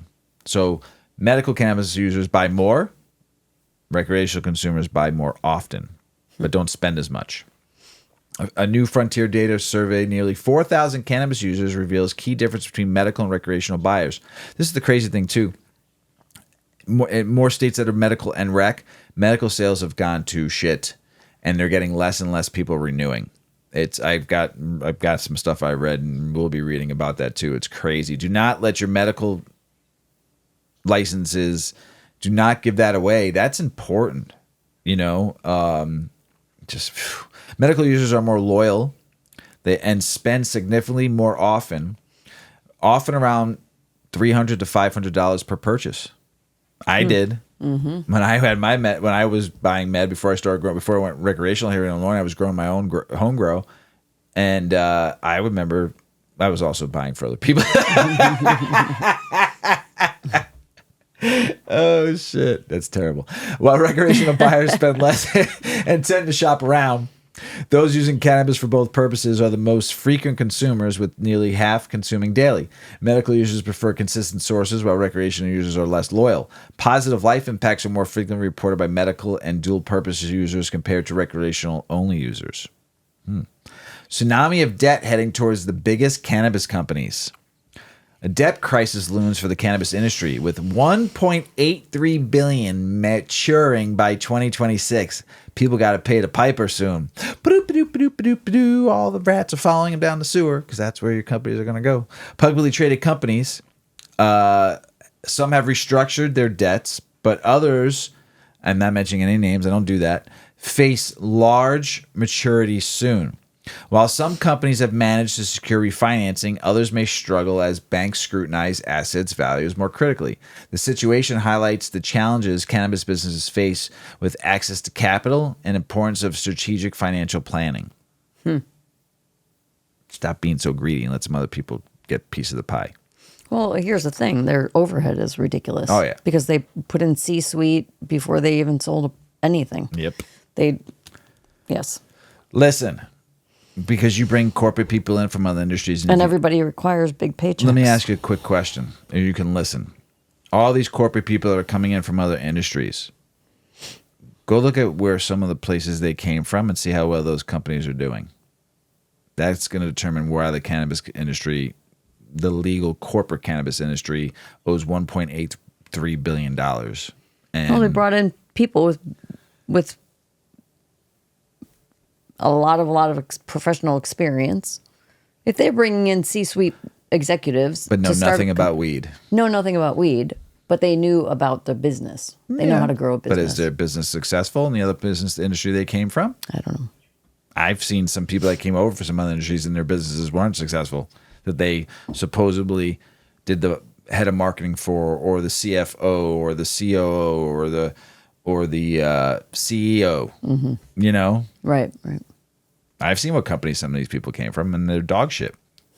But you got a bunch of debt, and you're getting paid $10 million to be the CEO of a company, or $20 million to be a CEO of a company, but you got to pay the piper soon. We'll see what happens. It's going to be interesting in these next 5-10 years. Votes on Arkansas medical marijuana expansion measures won't be counted. You should all be pissed about that. State Supreme Court rules. The Arkansas Supreme Court ruled that the votes on medical marijuana expansion initiates will not be counted due to misleading ballot title. The title. The initiative from Arkansas for Patient Access aimed to expand the state's medical cannabis program. They weren't even trying to go recreational. They just want to get some more added to it and limit legislative revisions. But opponents successfully argued it was unclear. The measure will still appear on the November ballot due to printing deadlines. But votes won't be processed. Some justices dissented, arguing for a more lenient interpretation to favor voters. Bullshit. Bullshit. Bullshit. What's that song go? Is this bullshit or horseshit combined? They say that? That's how it goes. It's three though. It's bullshit, horseshit, and something else. I can't remember the three of them. And that's how it went. I got to remember the song. But that's the whistle to it. So yeah, you got bullshitted, you got horseshitted, and something other kind of shitted. I can't remember. So Louisiana hemp company sues state over new strict THC limits, alleging recriminalization. Missouri cannabis patient count plunges, like we were just talking about, with take off of adult use. Missouri medical cannabis market saw an 87% drop in patient participation in 2023, with adult use cannabis generated at $29.7 million in sales during the first year of legalization. The shift impacts funding for veteran services, which relies on medical cannabis tax revenue. Regulators are monitoring tax revenue changes, addressing legal challenges over local taxes, and focusing on industry regulations, including social equity programs. Medical cannabis sales continue to decline, but showed a slight rebound in patient enrollment by September. Total cannabis sales since 2020 surpassed $3 billion. Man, don't let your medical licenses and all the hard work just to get to medical is important for people. It is, especially here in Illinois. That 2% tax is great. New Jersey Senate panel approves bill to address expungence backlog caused by marijuana legalization. A Jersey Senate panel approved a bill to address the expungence backlog caused by marijuana legalization. The bill seeks to prevent the release to be expunged convictions during background checks. The backlog has grown significantly since cannabis legalization expanded expungement eligibility, overwhelming the state's ability to process these cases, which now total around 50,000 annually. Annually! Delays have caused people to miss out on jobs, housing, and other opportunities. The bill aims to accelerate expungement processing, but concerns about resources remain. Minnesota recreational cannabis market on target for 2025 launch, regulators say. Minnesota's recreational marijuana market is on track to launch in 2025. The Office of Cannabis Management has drafted initial regulations with final rules expected by early 2025. Pre-approved licenses are being issued to give businesses time to plan, with 1,800 social equity applicants have already applied. Regulators are being thorough to ensure compliance and prevent predatory practices. Some cities and countries are setting their own guidelines in anticipation of the market launch. Voters in Kansas and Utah back marijuana legalization, a new polls find. Here's a great story. Remember I talked about Becky Bong? Yep. Right? Yep, yeah. And she reached out to us. And this is the reason why I don't think she's reached out back again when I said, hey, I would love to have you on the show. Okay. I think this is the reason why. ACLU to represent Minnesota woman facing potential 30-year prison sentence in Bong water case. She probably couldn't talk to me yet. Yeah. After this case is over and you win, right. Becky Bong, give Mr. Weedman and Mrs. Weedman an email again. We'd love to have you on the show. The ACLU is representing Jessica Besky, a Minnesota woman facing up to 30 years in prison due to a loophole. And this ain't business development. This is a fucking loophole that treats bong water as a methamphetamine. That is ridiculous. What are you fucking? What's that show called? Fucking Heisenberg. Yeah. Fucking, what is she, Heisenberg? She's making fucking crystal meth in her bong? Get the fuck. Besky was pulled over in May, and the sheriff deputies found a bong with 8 ounces of water alongside drug paraphernalia.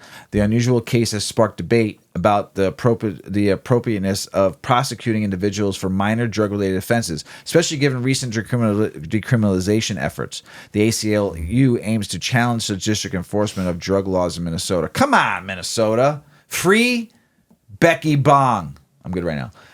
Free Jessica Besky of Minnesota.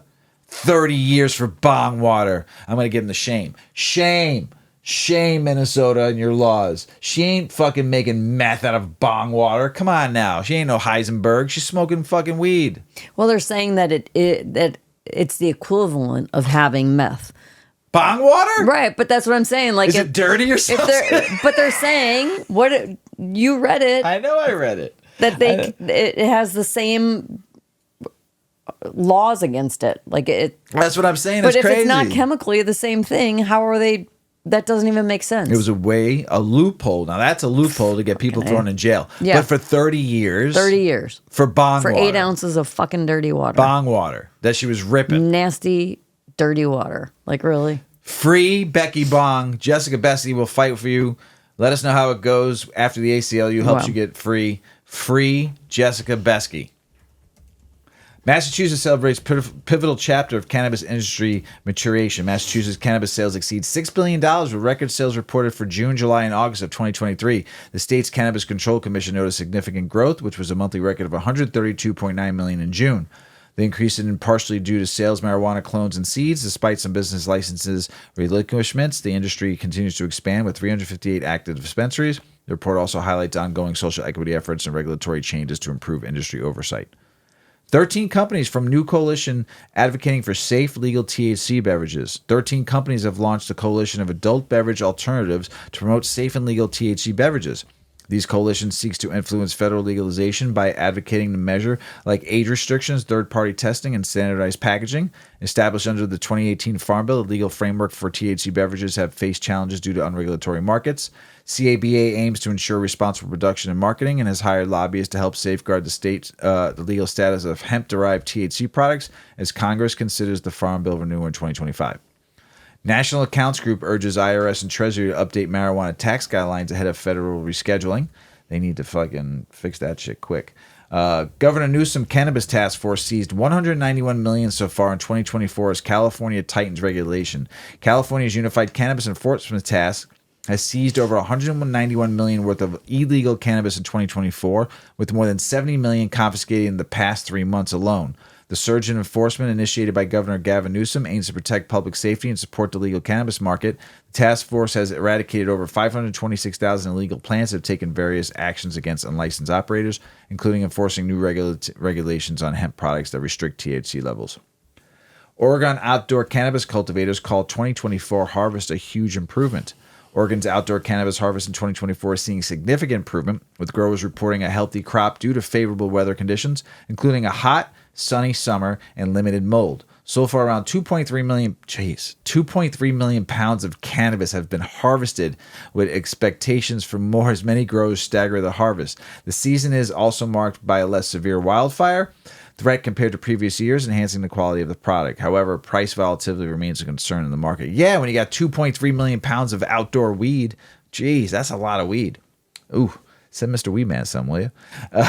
Federal appeals court schedules oral argument in case seeking to overturn U.S. marijuana prohibition. A federal appeals court has scheduled oral arguments for December 5th in the case challenging the constitutionality of U.S. Marijuana prohibition. The lawsuit led by Verano Holdings and other argues that Congress has moved away from enforcing federal control over state legal cannabis. The site changes the policy in such a budget riders preventing federal interference in medical marijuana. The case allows the lower court's dismissal, which upheld federal authority but recognized the plaintiff standing. The outcome could impact the Biden administration proposed rescheduling of marijuana. DeSantis. Man, fucking Florida is on fuego right now with burning of weed. I mean, let me tell you something right now. There is so much fucking ads and everything going on in Florida. Every news article that I read, every other one is probably something about Florida right now in Amendment 3. Amendment 3, Amendment 3, Amendment 3. Who's against it? Who's for it? Who's against it? Who's for it? Who's against it? It's almost like the Logan Paul, Mike Tyson fight, because that's the other thing I keep on seeing on TikTok is everything about those two ready to fight November 15th. Tyson. Get to see him fight one more time again. I think you say that every time he fights. Oh, one fuck. more time. One more time, Tyson. I'm a huge Mike Tyson fan. I mean, jeez. Probably as much as a Muhammad Ali fan, you know? And, but this is like the battle among battles, Amendment 3. So he's in hot water right now because he's taking, over taxpayer-funded propaganda. He's taking tax money from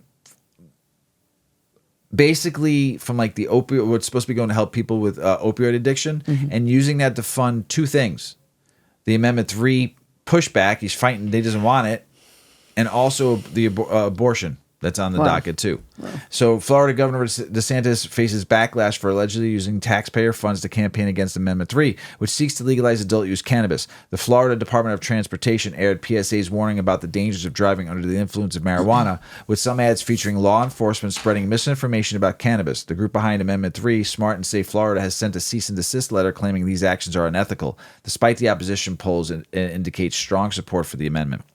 It's going to pass. I mean, I think the last poll I saw was like 64%. They need 62 or 60%, I think, to win.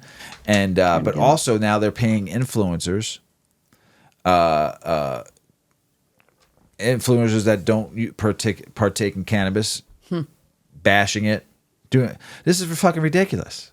Ridiculous. He's saying. And I had one time respected him during COVID and how he helped his communities out and what he does for the hurricanes. He's not a total fucking douchebag. But what he's doing to the cannabis industry is total douchey. And he just talking, like saying, what are we going to be like New York where you smell weed everywhere? Listen, I lived in Florida for 13 years and people smoked weed everywhere in Florida. Yeah. So what's the difference now when it's legal? just fucking do like cigarettes. You can't smoke in 15 feet of a building. You gotta smoke on the curb. You gotta smoke over behind in the alley. People fucking used to that anyway. We've been smoking in fucking alleys forever and doing back alley deals. You know, it's just very frustrating to see all this. You know. Lawsuits against the feds could set precedent on state rights. New Mexico marijuana firm moves to stop seizures. This has been going on for a hot minute now. A federal lawsuit filed in New Mexico cannabis business against the DEA could establish a precedent for state rights concerning cannabis regulations.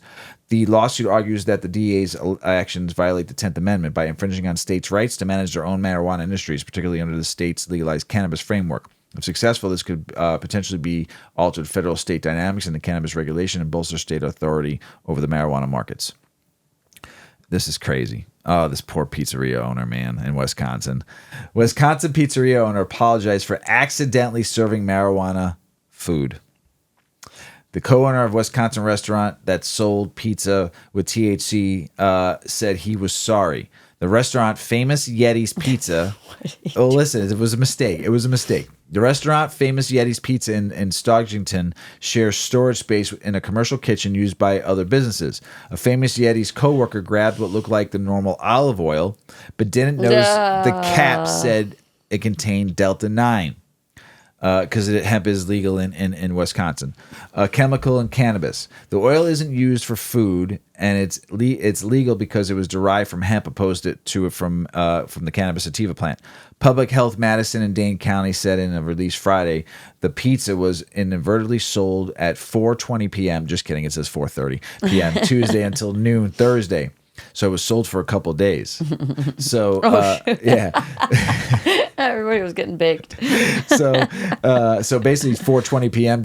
Tuesday to high noon on Thursday. Stockton's Fire Department EMS took 5 people who ate the pizza to the hospital. Health officials said, hold on. First responders initially thought carbon monoxide was the culprit. Because they were passing out. Right. But those who ate the pizza felt like they unknowingly took a marijuana edible. Oh. So they weren't fucking wasted. Okay. They knew. They probably kind of were like, am I sick? What the fuck's going on? How did I get high? You know?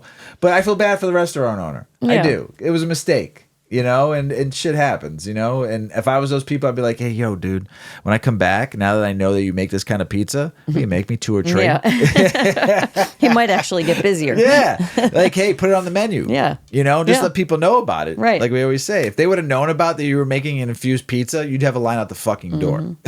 I'd be there, especially if your pizza's good. Manja. Robin Hood or thief?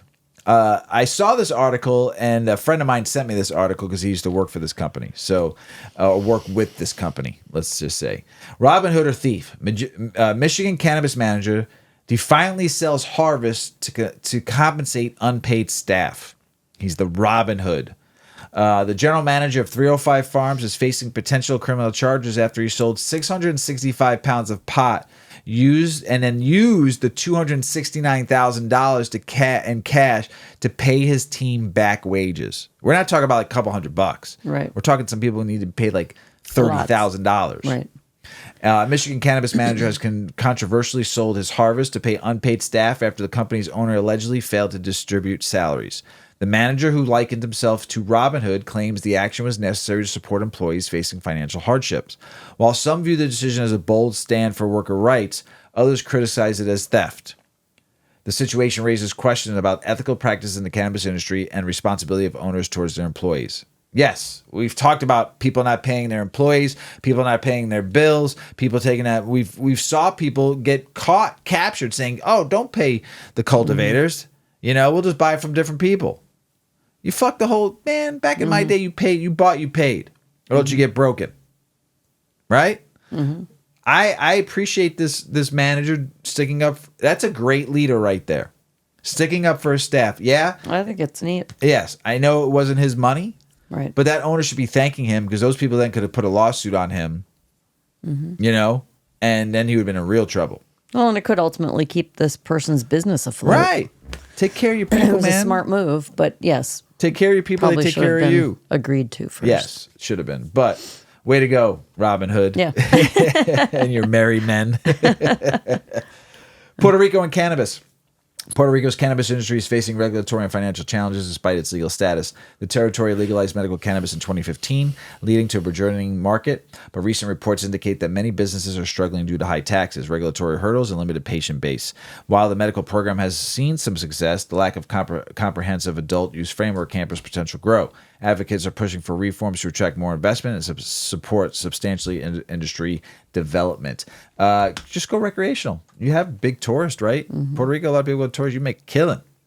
Make your medical into recreational, sell both. So medical for the locals, recreational to the tourist. You make some millions. Yeah. You'd be all happy then, you know. Do you think marijuana has any sway in this election? Because both candidates are talking a lot of game and what they're going to do for cannabis. Well, personally, I don't think that cannabis is a big enough topic to determine who should be a president. I think it's a very important topic. I think it's a very important segment or thing that needs attention. Right. But I don't think that it's it holds the weight against some really big things. If you just decriminalize it and set it and forget it and just let the states handle it and let the federal government just back off. It's decriminalized. No one's getting arrested for weed. States are handling it. We're out. Pay us our 2% so we can fund some shit. Leave it alone. Right. If you did that. Just keep it simple. Just keep it simple, silly. Right? You don't have to worry about everything else that comes around it. The states are handling it. Pay the 2% to Caesar. Let the states handle standardization. Give them some fucking help. Have it go into and just set it and forget it. That would be the ultimate goal. We don't need all this attraction to it because all you're trying to do is gain voters. Right? Right. Well, right. And that's what I'm saying is that it's not, I don't think my recommendation, if I was trying to help somebody decide the candidate to vote for, would not involve that. As I might bring it up, right? But that wouldn't be a hot topic 100%. that you'd be concerned about. So weed has become not only accepted, but popular. But do people care about it when they vote? Since 2016, cannabis has begun slowly legalizing across Canada and the U.S. Recent research says almost 90% believe it should be legalized. Additionally, California sober has become a thing. Beer sales have flattened, and even AARP has joined esteemed medical organizations saying cannabis should be recognized for its health benefits. States are reaping huge tax revenue, yet the industry is still struggling without some type of federal recognition. But does cannabis have any sway in the election? Top concerns of voters include the economy, healthcare, and the Supreme Court and abortion, with over 60% of voters considering these topics very important. Although cannabis consumer usage is generally seen as more of a Democratic habit than Republicans, a number of Republicans are fans too. Some larger influencers in the industry have been staunch supporters of the GOP nominee.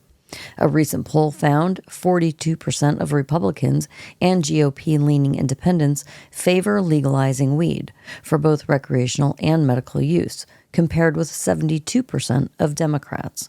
Florida Governor Ron DeSantis is struggling to prevent an expanded cannabis ballot initiative passing in Florida. But do voters really consider marijuana when choosing their politician? While the industry is full of people who believe they have influence over the election in Congress, the numbers don't add up. It isn't a make-or-break issue for most voters. Biden delayed any action on cannabis despite his promise in 2020 until the last part of this term. And because of this, even if he manages to push things through with the DEA, it will be 2025 before any help comes.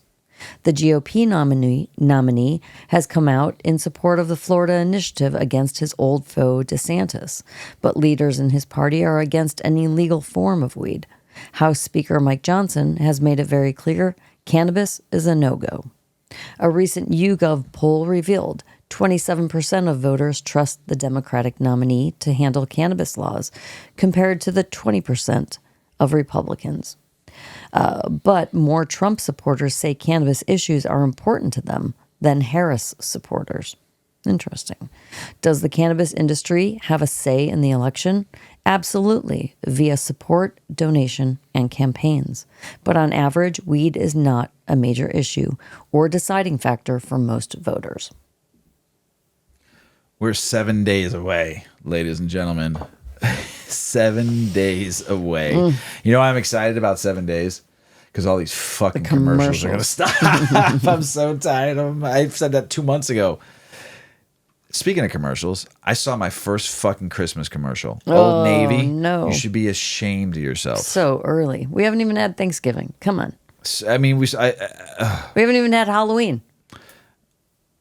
What else is in there? Veterans Day? No. No. I don't even know. But anyway, it just makes me sick. Already. I have to hear that song. The Old Navy Christmas song. Crazy. Oh, God. That's why I don't buy your clothes, Crazy. Old Navy. Your damn Christmas song. International news. Italy's CBD ban suspended by regional court. Stakeholders argue it's like saying non-alcoholic beer gets you drunk. A regional court in Italy has suspended a ban on CBD products, arguing that prohibiting non-psychoactive hemp products to akin to banning non-alcoholic beer. Stakeholders celebrated the decision, showing that CBD offers therapeutic benefits and should be accessible. The ruling allows businesses to continue selling CBD until a final decision is made. Good. The situation highlights ongoing debates in Italy over hemp regulation and broader European market stance on cannabis-related products. How much does a legal weed grower in Canada actually get from that ounce you bought? This was crazy. A coalition of cannabis businesses in British Columbia, known as the BC Cannabis Alliance, has launched a campaign to highlight the minimal profits growers receive compared to the total retail price of cannabis. Despite the perception that cannabis industry is profitable, small craft growers often face financial struggle due to high taxes and fees. It's not only just in Canada, ladies and gentlemen. The campaign utilizes infographics and shows growers receive less than 20% of the consumer spending, while over half goes to taxes and fees. For example, on an $82 package of cannabis, only $15 go to the producer. Additionally, the Alliance is advocating for a reduction in the BC government's 15% fee on direct delivery sales to improve the viability of craft producers. This effort aims to raise awareness on financial burdens on growers and push for policy changes that support the local cannabis industry. And plus, private business owners cannot compare to what, because in Canada, the government owns dispensaries and cultivation too. Mm-hmm. So you have to go up against them too. It's very hard, unless there's no one around you, like on Saskatchewan, Canada, which I've always wanted to go to. Saskatchewan. I don't think I even said it right. My dad got me into wanting to go there. We never made it as kids, and it's still a dream of mine to go there one day. Is it upstate? It's like on a lake. It's just like way up in north in Canada, and it's just like somewhere like I want to be desolate and just not see anything but a bunch of bears and moose and caribou. Oh, so he always talked about camping there. We never made it. So. Mold, lead, E. coli, and other deadly contaminants found in 90% of illegal cannabis samples in the UK. A recent study in the UK found that 90% of illegal cannabis samples contain harmful contaminants, including mold, lead, and E. coli, conducted by the UK Center for Medical Cannabis. And the research tested over 30 samples from unregulated sources, highlighting that has significant health risks associated with illicit cannabis. This data underscores the importance of legal regulation to ensure product safety and consumer protection. As legal markets can enforce quality standards, the illicit markets do not do. Allow home grow in the UK, allow real cultivation there and real dispensaries and have good COAs, but let people home grow so they know where their weed's coming from. Uruguay pharmacies to offer the cannabis with higher THC levels. Finally! But don't forget, Uruguay was the first country to legalize cannabis in the what? World. Uruguay has authorized pharmacies to sell new cannabis strain called Epsilon, marking the fourth variant available to consumers. Epsilon has a THC content of up to 20% and a CBD content of 1%. This follows the previous strains, Alpha, Beta, and Gamma, each with varying THC and CBD levels. The introduction of a more potent strains have boosted the number of registered cannabis buyers and sales significantly. However, the move has faced criticism from political figures who argue it lacks sufficient studies on health impacts. Supporters like Daniel Rodeo from the National Drug Board draws parallels to regulated wine sales to justify the initiative. Epsilon will initially be sold in limited quantities and around 570 Uruguayan pesos, about $13 for a 5-gram package. That's pretty good. Cannabis Giant reveals UK's illegal online sales have grown 50% over 2 years, urges government to act.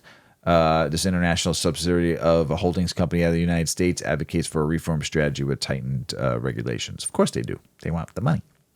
UK medical a lot of stuff coming out of the UK. There was actually another article I didn't do. I'll put it on next week's though. But there's like a lot coming out of the UK right now. Yeah, UK medical cannabis prescriptions are increasing, but awareness is lacking. As the UK approaches 6 years of allowing specially trained doctors to prescribe medical cannabis, only one. No, I'm just kidding. Private prescriptions have surged with reported 118% increase from 2021 to 2023. Over 300,000 cannabis-based medicine items were prescribed, leading to approximately 35,000 patients holding prescriptions. However, public awareness remains low. A 2023 survey indicated that 58.5% of respondents were unsure about the legal status of medical cannabis, and less than 1% of potential beneficiaries are accessing it. The gap heightens the need for greater education on medical cannabis and its availability in the UK. Less than 1%? Yeah, it's crazy, isn't it? Yeah. Our poor friends over there. Wiz Khalifa brought to trial in Romania for smoking weed on stage. Remember we talked about that? Wiz Khalifa, whose real name is Cameron Jabril Thomas, is facing trial in Romania after allegedly smoking marijuana on stage during the Beach Please festival in Constantinesti.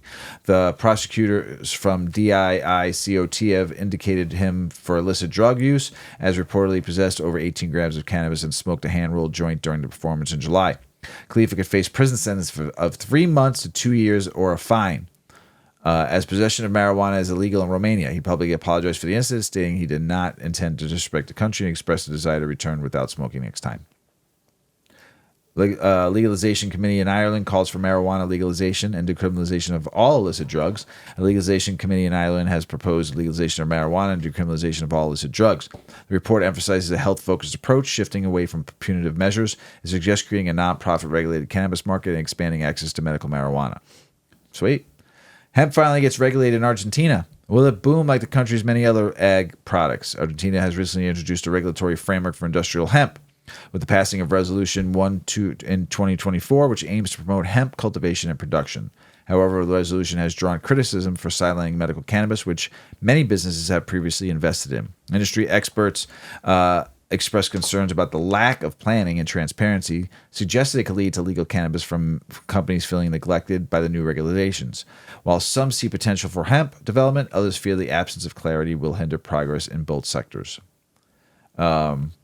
Here are our friends in New Zealand. Cowboy Paradise owner Michael Milan jailed over underground cannabis bunker. 2 men involved in significant underground drug operations in Arhura Valley, New Zealand, sorry if I butchered that, have been sentenced to prison. Michael Milan, 68, received 6 years, while Anthony Harris, 77, was given 5 years. Really? You gonna let these guys die in prison? Come on now. Over weed?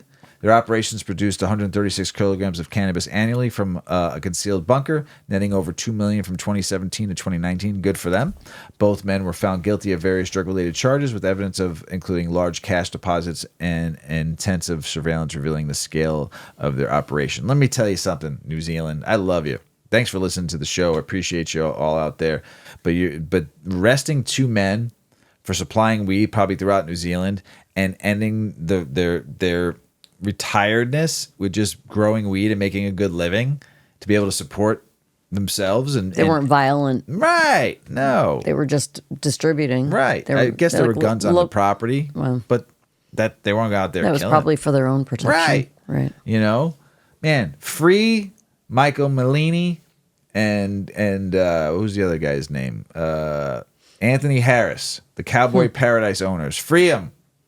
Come on, New Zealand. Don't give them that much time. Give them a fine.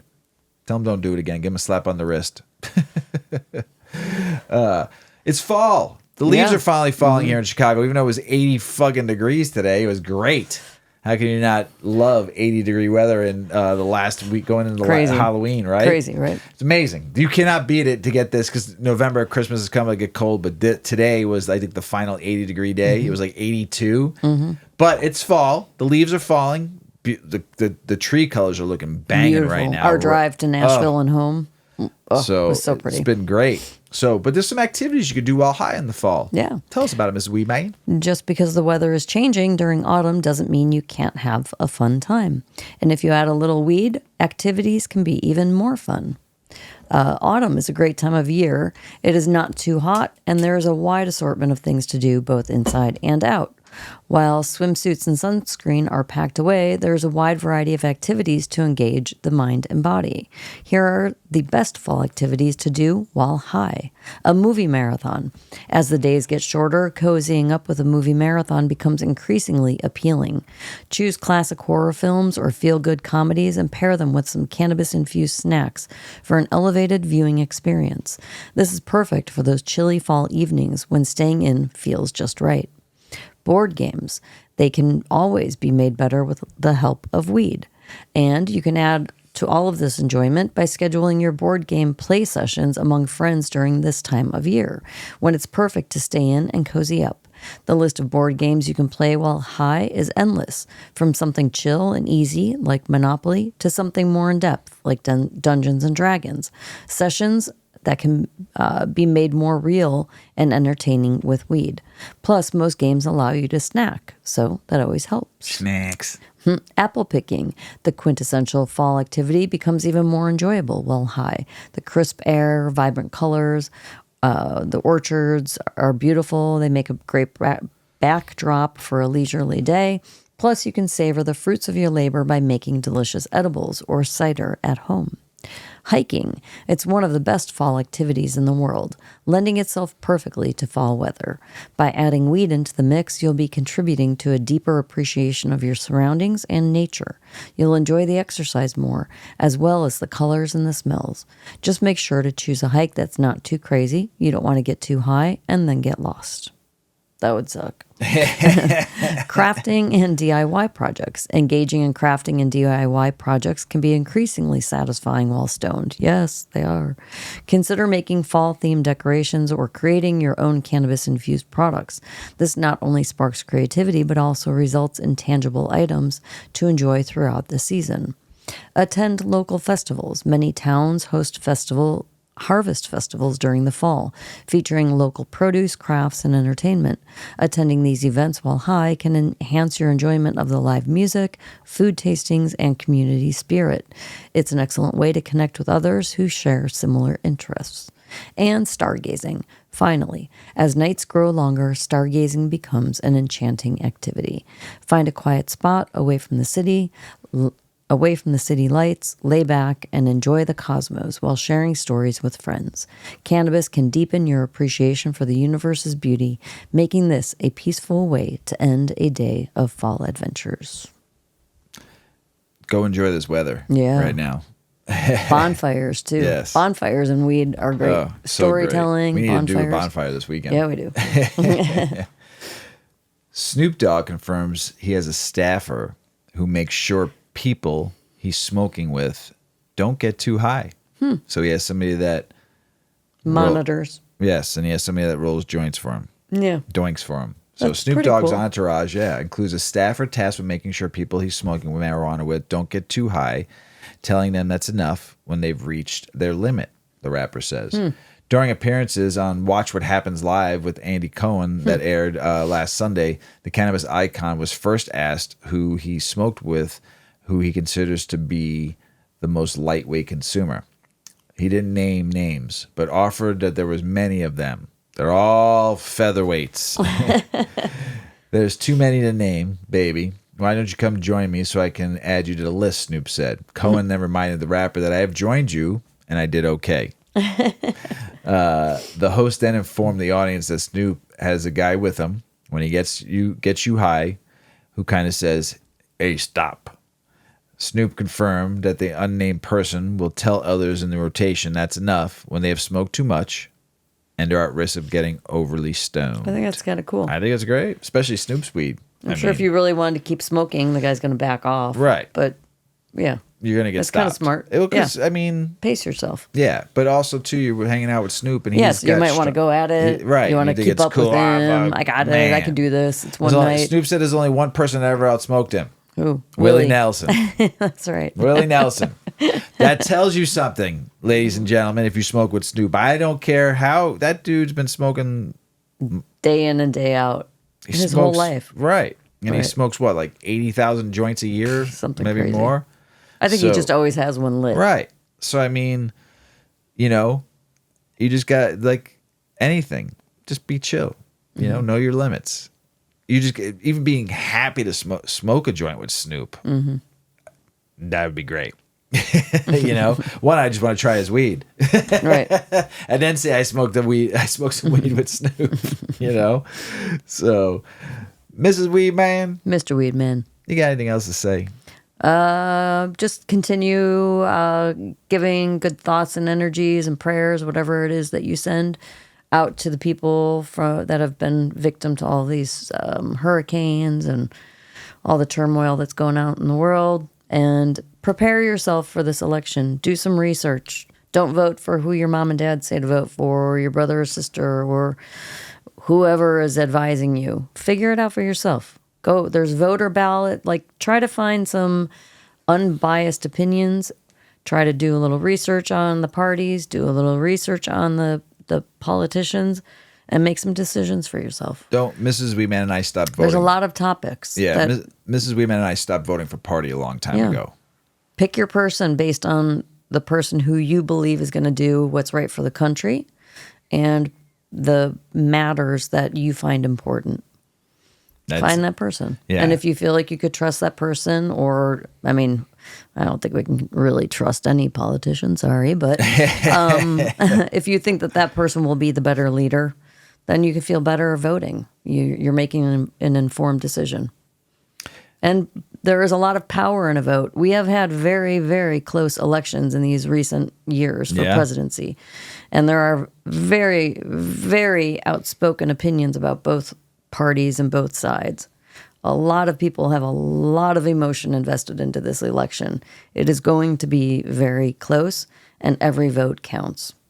So if you have very strong opinions about what's going on in the world and what you do and don't like, really, the protesting is your right, but vote. Because you can write somebody in. We could change the direction of the future by having another party, having an independent party, and letting those people win because they stand on principle. And they're going to shake shit up and try to make things right. And I don't know, just get educated and vote, please. Vote for your values of that person you decide to vote for, just stop voting for party. Start voting for people that have the same goals, values, needs, wants, desires that you are looking for and what you want to see this country go, you know? So good luck out there, everybody. Stay safe. And try to promote peace, please. Yes. Don't lose relationships with people you love over a politician. Because we all know in 4 years there's going to be another politician. This is going to happen again. Right. The day after this election happens and everything's all done on the 7th or 6th, 7th, 8th, whatever, I'm going to work the next day. Mm-hmm. And I'm going to still treat that person next to me with the same humanly kindness and respect I had for that person sitting to the right of me the day before. We're all human beings, you know. Don't let politicians run your life. Don't lose relationships. Don't lose loved ones over a vote.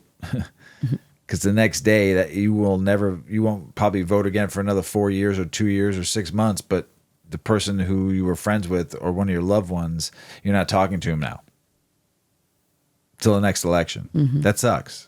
So just love one another. Shake someone's hand, no matter who. Be proud that we get to do this, and people died and fought in wars and still continue to fight in wars. And so we can go and vote. Mm-hmm. So go vote. A lot of these countries that are in turmoil right now, that a lot of people here in the United States feel very passionate about supporting and educating the United States on the real facts of what's going on in these wars. You need to vote. Right. It's the only. I kind of lost my train of thought. That's okay. We're gonna say. Yeah, I saw. Sorry, I'm a it's little all right. high. Thank you, Matty, for sponsoring the show with some fucking GG4. Maybe that's a good segue. Yeah, it's a good segue to go. So, hey, everybody out there in the world, we love you. Thank you for listening. Thank you for the kind words. I'll let you know about my Instagram coming back or it's not coming back, but I appreciate you all the support and sending some shout outs to me. I love you all. You can find me on Weedman420chronicles@gmail.com. Say hello to me there. I'll put out, maybe Mrs. Weedman will put out my Discord. You can send me some messages on Discord if you're on Discord. So you can send a message through my DMs on 8 Decades. Yeah. And I can share it with him. Yes. So come talk to me. I miss you all terribly. But I do love you all out there. As Paulie always says, smoke smart, puff puffing away. Puff, puff, pass. Check out our cannabis lifestyle brand online at 8decades.com. Our custom smokes and accessories are perfect for your coffee table, bedroom nightstand, or kitchen counter. They're designed for you to show them off. The Canna community is also loving our hemp and cotton blend t-shirts, sweatshirts, scarves, and hats, finished off with our 8 Decades logo. We've got some awesome long-lasting goods that will be your favorite for years to come. 8 Decades, because a 9th decade of cannabis prohibition isn't acceptable.